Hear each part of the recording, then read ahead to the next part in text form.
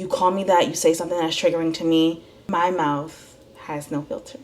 I have no filter. Am I really that much to handle? Breaking these niggas down like a camel. You don't really know you are. Hey guys, welcome back to another vlog. It's your girl, Naturally Curvy. And the hair is super short. It's a few weeks ago, literally last week. Don't even let me get a show up. Definitely last week. This vlog is a mid-crash out vlog. And I'm saying it's a mid-crash out vlog because that's exactly what it is. So let me prop you guys up. So for the past few days, in my brain, I've been crashing out. And I've learned that I have to walk away from situations that honestly hurts my feelings. And how deep you about to get? How deep do y'all want me to get? Because we could get deep today. I texted my brand manager this past Friday and I was like, I want to do something different. And she was like, how did we get here? And it's like there's a million things going into my mind because when you turn 30, something clicks. Something changes inside of you. And I don't know if anyone else has felt like this, but it's definitely that feeling in that way for me.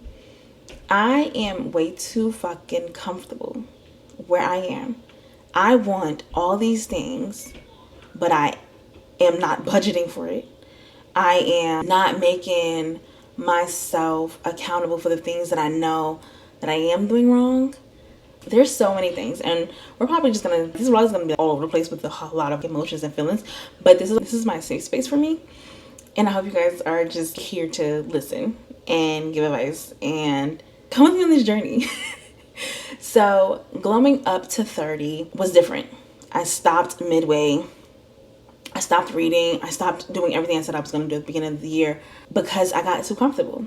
And I realized more and more that my environment needs to change. Now, do I know what that means? I do. I need to go outside of these four walls. My brain lives in this house. I've made my space so comfortable that I did not need to really go outside too much. But now the more and more that I am looking at myself, the more and more I'm like, I gotta do something different, is the more and more exactly what you need to do. There's so much more outside. This weekend, I actually missed something I would have loved, which is the National Book Festival that happened in DC. And these are the little things that no one talks about, but legit, I love books. I love reading, I love learning, I love all of that. For me, it's been like an up and down type of week because I know what I see myself doing. I know what I see myself as, but unfortunately, I am not progressing the way that I need to get the things that I need to get where I need to go. One of the things that I've learned about myself is that I am very much easily triggered. I'm triggered as fuck. And so many people have called me sensitive, and the word sensitive makes me triggered. And it makes me triggered because why is it that everyone else is allowed to have feelings but then I'm not? Why is it when the girl who was the firecracker, who always was like the outsider, why when she has feelings it's sensitive, but when someone else has the same exact feelings it's not sensitive? Why is it that we are constantly sensitive to everyone else's feelings but then no one is sensitive to ours? Why is sensitive the first word that we are called? I'm a very hyper independent person. I've been a hyper independent person most of my life.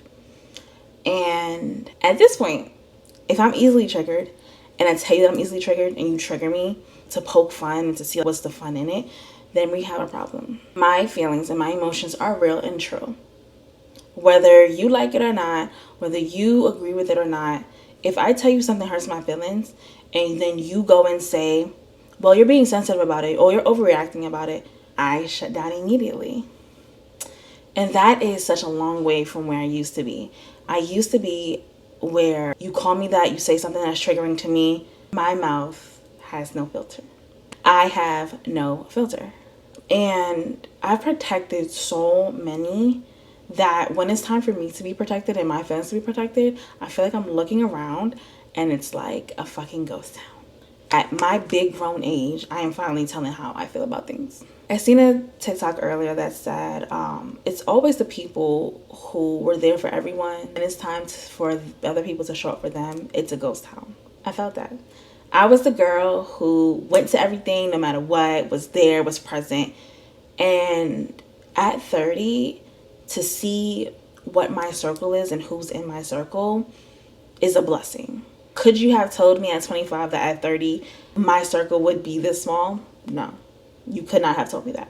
And I think that the heartbreaking portion is having to let people go that you're really and truly not ready to let go, or people that you didn't think that you would have to let go. I think that's where I'm at right now. I'm at the point of my life where I did not expect to have to be okay with people ghosting me and not being in my life because I guess it was beneficial and better for them. I think that's what sucks. And then it's like I'm going down this whole rabbit hole of things that I did wrong, and I don't really see where I went wrong. But as much as I've reached out and was reaching, I was left. That sucks. So in a time where my feelings are everywhere because you never stop grieving. And I think that's what people also like don't understand. You literally never stop grieving. You never stop grieving who you are. You never stop grieving the person you were. Like, you never stop grieving the person that's no longer here. And over this past year and a half, to see certain people just leave my life, like I never meant anything to them, is absolutely insane. And it does make me emotional. It does hurt my feelings. Because once again, right, like, I have feelings. So that sucks.